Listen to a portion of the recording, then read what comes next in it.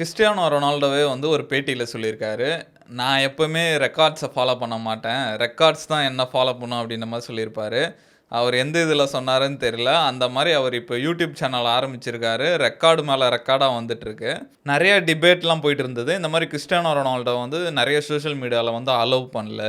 ஏன்னா TikTokல ஒரு வாட்டி அவர் அக்கவுண்ட் ஆரம்பிச்ச உடனே கொஞ்ச நேரத்தில மில்லியன் ஃபாலோவர்ஸ் வந்துச்சு. அந்த TikTokே வந்து கிராஷ் ஆயிடுச்சு. அதனால அவர பேன் பண்ணிட்டாங்க. YouTubeல அதனால தான் அவர் வராம இருக்காரு அப்படின்ற மாரி தொடர்ந்து நெறைய டிபேட்லாம் போயிட்டு இருந்தது.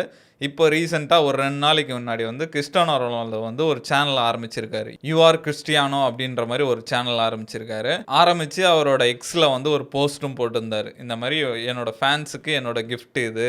அவங்களோட சப்ஸ்கிரைபர்லாம் வந்து ஜூஸ்கிரைபர் அப்படின்ற மாரி சொல்றாரு. இதுல ஒரு பயங்கர எக்ஸைட்டிங்கான விஷயம் என்னன்னா, அவரு அக்கவுண்ட் ஆரம்பிச்சு 1 ஹவருக்குள்ள அதுக்குள்ளயே வந்து 1 மில்லியன் ஃபாலோவர்ஸ் வந்துருச்சு. 24 ஹவர்ஸ்க்குள்ளயே 10 மில்லியன தாண்டிட்டாரு. இதுக்கு முன்னாடி 10 மில்லியன் வந்து ஃபாஸ்டஸ்ட் வந்து மிஸ்டர் பீஸ்ட் தான். அவருக்கு 132 நாள் ஆச்சாம்.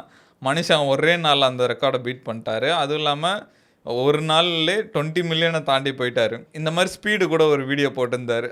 என்னது ரொனால்டோ சேனல் ஆரம்பிச்சிட்டாரா அப்படின்ற மாரி போட்டிருந்தாரு. எனக்கு ஸ்பீட்லாம் ரொம்ப பிடிக்கும்.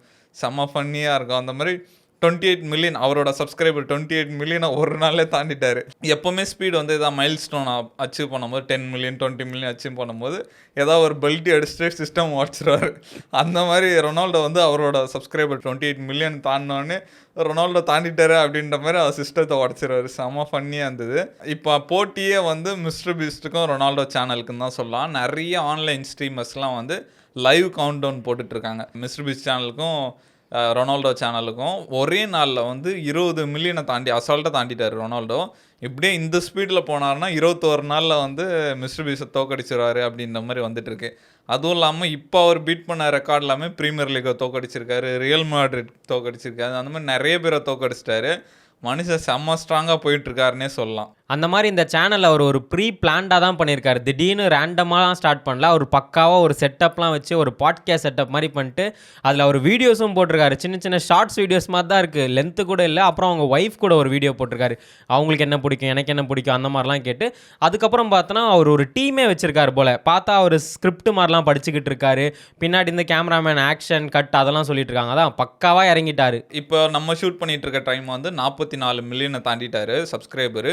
வியூஸ் வந்து 250 மில்லியன் தாண்டிடுச்சு. எல்லாரும் இப்போ கேள்வி என்னன்னா எவ்வளோ சம்பாரிச்சிருப்பாரு அப்படின்ற மாதிரி குத்து மதிப்பாக கணக்கு போட்டு பார்த்ததில் இப்போ 1000 வியூஸுக்கு $6 அப்படின்னு கணக்கு போட்டு பார்த்தா கூட வியூஸ் இருக்குது. அதுக்கப்புறம் நிறைய ஸ்பான்சர்ஷிப்லாம் இருக்குது. நிறைய உள்ள பிராண்ட்ஸ்லாம் காட்டுறாங்க. அதோட ஸ்பான்சர்ஷிப்லாம் கணக்கு போட்டு பார்த்தாலே கிட்டத்தட்ட ஒரு 100 மில்லியனை தாண்டி இருப்பாரு அப்படின்ற மாதிரிலாம் சொல்கிறாங்க. இப்போ கண்டென்ட் வைஸ் பார்த்தோன்னா ரொனால்டோ வந்து ரிட்டையர் ஆகிற ஸ்டேஜில் இருக்காரு. அடுத்த இதுவாக வந்து அவர் கண்டென்ட் கிரியேட்டராக வராரு அப்படின்ற மாதிரி சொல்கிறாங்க. அவரோட சேனல் என்ன மாதிரி கண்டென்ட்லாம் இருக்குன்னு நம்ம ஓரளவுக்கு அசியூம் பண்ண முடியுதுன்னா கண்டிப்பாக vlog இருக்கும்னு நினைக்கிறேன். ஏன்னா அவர் பயங்கரமாக ட்ராவல் பண்ணுவார்.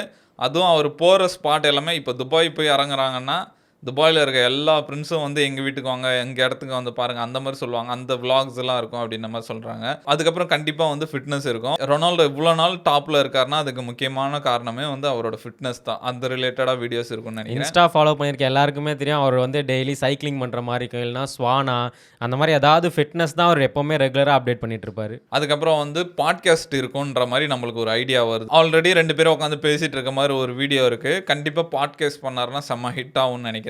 அதுக்கப்புறம் வந்து ஃபுட்பால் இன்சைட்ஸ் அந்த மாதிரிலாம் சொல்கிறோம். இந்த சேனலே ஸ்பெஷலாக எதுக்காக பண்ணியிருக்காருன்னா நம்ம ரொனால்டோ வந்து பிச்சில் பார்ப்போம், ஃபுட்பால் கிரவுண்டில் பார்ப்போம், அப்பப்போ வெளியே சில இன்டர்வியூஸில் பார்ப்போம். அவரோட behind the scenes personal life எப்படி இருக்கும் அது காட்டுறதுக்கு தான் இந்த சேனல் அப்படின்ற மாதிரி சொல்கிறாங்க. இப்போ கண்டிப்பாக மிஸ்டர் பீஸ்ட் ரெக்கார்டை தோக்கடிச்சிருவாருன்னு நினைக்கிறேன். இப்போ டாப் 5ல யார் இருக்கான்னு பார்த்தா ஃபர்ஸ்ட் வந்து மிஸ்டர் பீஸ்ட் இருக்காரு 311 மில்லியனு. செகண்ட் வந்து டி சீரிஸ் இருக்காங்க 222 மில்லியன் வச்சுருக்காங்க. தேர்டு வந்து கோகோமெலான் சேனல் இருக்குது. அதுக்கப்புறம் செட் இண்டியான்னு ஒன்று இருக்குது. அதுக்கப்புறம் வந்து கிட்ஸ் டயானா ஷோன்னு ஒன்று இருக்குது. இதில் ரொம்ப ஆச்சரியப்பட வேண்டிய விஷயம்னா டாப் 5ல 2 இந்தியன் சேனல் இருக்குது. அதுவே பெரிய விஷயமா இருக்குது. அதுக்கப்புறம் கிறிஸ்டியானோ ரொனால்டோட பர்சனல் ஃபாலோவர்ஸ்லாம் பார்த்தா அவர் கிட்டத்தட்ட பில்லியனே இறங்கிட்டு இருக்காரு எல்லா சோஷியல் மீடியாவும் சேர்ந்து.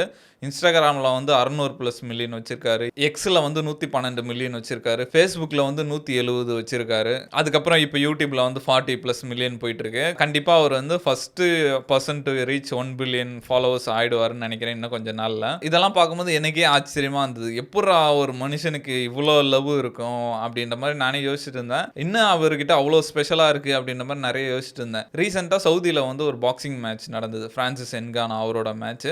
அப்போ வந்து ரொனால்டோ வந்து அங்க வந்திருந்தாரு. நெறைய பேர் வந்திருந்தாங்க. கானர் மெக்ரெகர், மைக் டைசன், அண்டர்டேக்கர் நெறைய பேர் சல்மான் கான். சல்மான் கான்லாம் இருந்தாரு. ஆனா அங்க பார்த்த எல்லாரும் வந்து ரொனால்டோ கிட்ட ஃபோட்டோ எடுத்துட்டு போயிட்டு இருந்தாங்க. அப்பதான் சொன்னாங்க செலிபிரிட்டீஸ் வந்து ரொனால்டோ அப்படின்ற மாரி. எனக்கு வந்து ஒரு 3 பேர ரொம்ப பிடிக்கும். Cristiano Ronaldo, Conor McGregor, Andrew Tate. அதிலயுமே கம்பேர் பண்ணா கண்டிப்பா ரொனால்டோ தான் நான் ஃபர்ஸ்ட்டு சொல்லுவேன். அதெல்லாம் யோசிச்சு பார்த்தேன் ஏன் அப்படின்ற மாரி. இப்போ கானர் மெக்ரெகர் பார்த்தா அவர் பயங்கரமான அத்லட். ஆனா அவரு இப்போ பார்த்தா அவரு சண்டை போடுறதே இல்ல. அவர் பிசினஸ் அப்படி இப்படின்னு அவரு அந்த கன்சிஸ்டன்ட்ட விட்டாரு. பிசினஸ் ஃபுல்லா பார்ட்டி பண்றது அந்த மாரி சுத்திட்டு இருக்காரு. ஆண்ட்ரூ டேட் வந்து எனக்கு பிடிக்கும். ஆனா அவரு ரொம்ப கான்ட்ரோவர்ஷியலான ஒரு ஃபிகர். எப்போ வேணா அவரு ஜெயிலுக்கு போலாம். இதுவரைக்கும் அவரோட விஷயம் எதுவும் வெளிய வரல. சப்போஸ் இந்த மாரி ஒரு தப்பு பண்ணியிருக்காரு அப்படின்னு வெளிய வந்தா, அப்பதான் தெரியும். ஓ! இவ்ளோ பெரிய அக்யூஸ்ட இவ்ளோ நாள் நம்ம ஃபாலோ பண்ணிட்டோமோ! அந்த நெலைமையில தான் இருக்காரு ஆண்ட்ரூ டேட். ஆனா ரொனால்டோ பொறுத்தவரைக்கும் பார்த்தோன்னா, அவர் ஃபேன்ஸ எப்பவுமே டிசப்பாயிண்ட்டே பண்ண மாட்டாரு. கானர் மெக்ரெகர் வந்து அடிக்கடி ஒரு விஷயம் சொல்லுவாரு. Lack of commitment is a disrespect to people who believe in us அப்படின்ற மாரி சொல்லுவாரு. இப்போ ஒரு பிளேயர் இருக்காங்க. சரியா கமிட்மெண்ட் போடாம, சரியா ட்ரெயின் பண்ணாம, சரியா அதுக்கு இம்பார்ட்டன்ஸ் குடுக்காம இருந்தா, நம்ம வந்து சில பேர் வந்து அவருக்கு ஃபேனா இருப்பாங்க. நெறைய பேர் நம்புவாங்க. அவங்களுக்கெல்லாம் வந்து ஒரு டிஸ்ரெஸ்பெக்ட் மாரி அப்படின்ற மாரி சொல்லுவாரு கானர் மெக்ரெகர். அது அவர் விஷயத்துல அவரே ஃபாலோ பண்ணல. ஆனா ரொனால்டோ வந்து அத ரொம்ப ஃபாலோ பண்றாரு. ரொனால்டோ வந்து ஒரு இது கூட நம்ம பிரேக் எடுத்து பார்க்கவே மாட்டோம். டெய்லியும் காலைல, ஈவினிங் பிராக்டிஸ் பண்ணிட்டே இருக்காரு. இந்த வயசுலயும் 38 வயசு ஆகுது. இன்னும் அந்த இப்ப இருக்க 19 வயசு, 18 வயசு பசங்க கூட போட்டி போட்டுட்டு இருக்காரு. அதெல்லாம் ஒரு பெரிய விஷயம்னே சொல்லலாம். இந்த யூரோ நடக்கும்போது டிவி ஷோஸ்ல பார்த்துட்டு இருக்கும்போது ஒரு ஃபேமஸான football player, retired football player அவர் பேசிட்டு இருக்கும்போது சொன்னாரு. ரொனால்டோ இன்னும் ஆடிட்டு இருக்காரு. நீங்க ரிட்டயர் ஆயிட்டீங்க அப்படின்ற மாரி சொன்னாரு. அது என்ன காரணம் அப்படின்ற மாரி கேட்கும்போது அவர் சொன்னாரு. நான் ரீசென்ட்டா வந்து துபாய்ல ரொனால்டோவ பார்த்தேன். நான் ஹாலிடேக்காக வந்திருந்தேன். அந்த ஹோட்டல்ல வந்து ரொனால்டோ ஸ்டே பண்ணியிருந்தாரு. நான் ஸ்விம்மிங் பூல்ல உட்காந்து ரிலாக்ஸ் பண்ணிட்டு இருந்தேன். ரொனால்டோ அப்படி போனாரு. காலைல ட்ரெய்னிங் பண்ணிட்டு வந்தாரு. வரும்போது பேசிட்டு போனோம். மறுபடியும் ஈவினிங் ட்ரெய்னிங் போறாரு. அந்த ஹாலிடேலயே அவர் ட்ரெயின் பண்ணிட்டு இருக்காரு. அந்த அளவுக்கு டெடிகேஷனா இருக்கிறதுனால தான் அவர் இன்னும் நம்பர் 1 இருக்காரு அப்படின்ற மாரி சொல்லிட்டு இருந்தாரு. அந்த விஷயம் தான் ரொனால்டோ கிட்ட ஒரு ஸ்பெஷலான விஷயம்னு நெனைக்கிறேன். இன்னும் அவர வந்து நெறைய பேருக்கு பிடிக்க வைக்குது. இது வந்து ஒரு சூப்பரான விஷயம்னு நெனைக்கிறேன். ரொனால்டோ வந்து யூடியூப் சேனல் ஆரம்பிச்சது. ஏன்னா ஃபுட்பாலுக்கு அடுத்து அவருக்கு ஒரு லைஃப்ல ஒரு பர்ப்பஸ் குடுக்கும்னு நெனைக்கிறேன். ஏன்னா பாட்காஸ்ட் பண்ணலாம். ஒரு நல்ல ஆளுங்கள கூட்டு வந்து அவங்களோட தாட்ஸ் எல்லாம் வந்து மக்களுக்கு ஷேர் பண்ணலாம். நல்ல கருத்துக்கள ஷேர் பண்ணலாம்.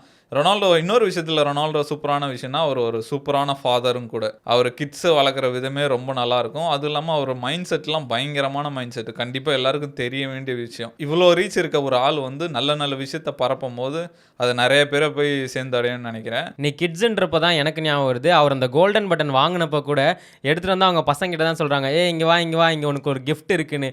ஓப்பன் பண்ணி பார்த்தோனே கோல்டன் பட்டன். அந்த குழந்தைங்கலாம் ஷாக் ஆயிட்டு வந்து, "இது உங்களுக்கு குடுத்தாங்களா? இது உங்களுக்கு குடுத்தாங்களான்னு?" கேட்டு தொட்டு தொட்டு பார்த்துட்டு ஓடிட்டு இருப்பாங்க. அதான் கோல்டன் பட்டன்ன்றது 1 மில்லியன் வந்தா கிடைக்கும். 1 ஹவர்லயே கிடைச்சிச்சு அவருக்கு.